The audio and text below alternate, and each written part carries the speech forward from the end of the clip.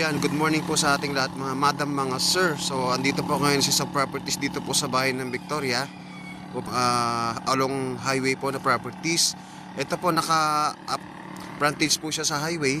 So ito po yung frontage ng properties po natin. Simula po dito sa may ito. Tapos hanggang dun po sa may poste na yan.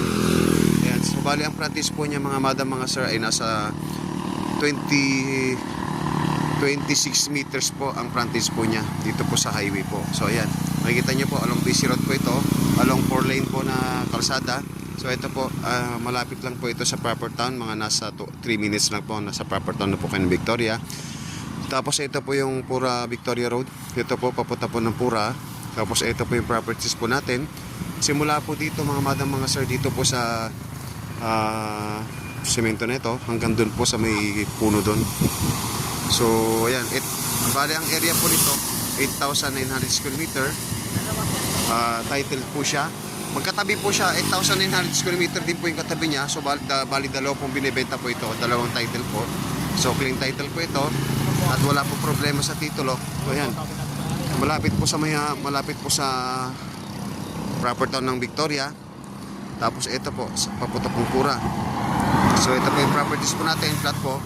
Konti lang po ibabackfill po natin kapag kasakali po napatabunan po natin kasi hindi po masyadong malalim. So ito po, napakaganda po properties mga madam, mga sir. So ayan, pwede po ito sa lahat, pang negosyo po lahat, kung pang commercial po pwede rin po, bodega, supermarket, car show, kahit ano po, kasi maganda po yung frontage niya.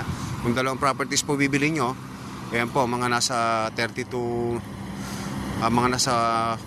46 meters po siguro yung frontage po ng dalawa pong properties po na binibenta ng may-ari. Ito po. Ayan. So ito po. Kung interesado po kayo sa properties mga madam, mga sir, ay paki-like and follow and share, paki-click po yung notification bell. Anyway, ang Papa Dom's Vlog TV. So ayan po. So ayan, maraming salamat po and God bless po.